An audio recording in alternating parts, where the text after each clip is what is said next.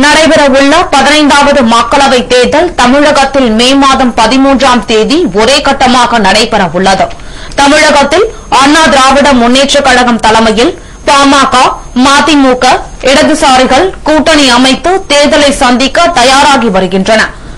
திராவிட முன்னேற்றக் கழக தலைமையகமான ஜனநாயக முற்போக்கு கூட்டணியில் காங்கிரஸ், விடுதலை சிறுத்தைகள், இந்தியன் யூனியன் முஸ்லீம் லீக் ஆகிய கட்சிகள் கூட்டணி அமைத்து வேட்பாளர்களையும் அறிவித்து பிரச்சாரத்தை தொடங்கிவிட்டன. அண்ணா திராவிட முன்னேற்றக் கழக தரப்பில் பாமகவிற்கு 7 தொகுதிகளும், இந்திய கம்யூனிஸ்ட் கட்சிக்கு 3, மார்க்சிஸ்ட் கட்சிக்கு 3 இடங்களும் ஒதுக்கப்பட்டு வேட்பாளர்களும் அறிவிக்கப்பட்டுவிட்டனர்.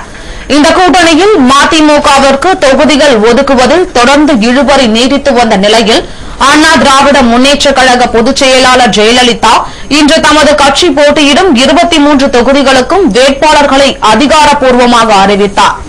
மறுமலர்ச்சி திராவிட முன்னேற்றக் கழகத்திற்கு விருதுநகர், ஈரோடு, நீலகிரி, தஞ்சாவூர் ஆகிய 4 தொகுதிகள் ஒதுக்கப்பட்டதாகவும் ஜெயலலிதா அறிவித்தார். இதனைத் தொடர்ந்து அண்ணா திராவிட முன்னேற்றக் கழகம் போட்டியிடும் தொகுதிகள் மற்றும் வேட்பாளர்கள் பட்டியலையும் அவர் வெளியிட்டார்.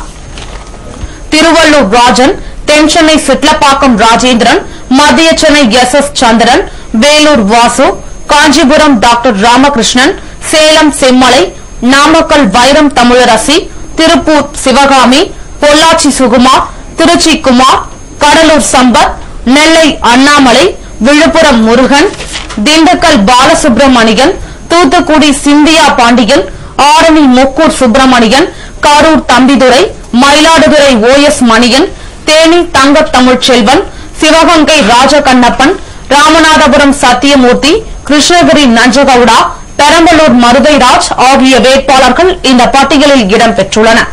அண்ணா திராவிட முன்னேற்றக் கழக பொதுச் செயலாளர் ஜெயலலிதா வேட்பாளர்களின் பெயரை அறிவித்தவுடன் அதிமுக வேட்பாளர்கள் எஸ். சந்திரன், திருப்பூர் சிவகாமி, திண்டுக்கல் பாலசுப்ரமணி, திருச்சி குமார், பெரம்பலூர் மருதைராஜ், கடலூர் சம்பத், ராமநாதபுரம் சத்தியமூர்த்தி ஆகியோர் போயஸ் கார்டனில் உள்ள ஜெயலலிதா வீட்டுக்கு வந்தனர். அங்கு ஜெயலலிதாவை சந்தித்து ஆசி பெற்றனர்.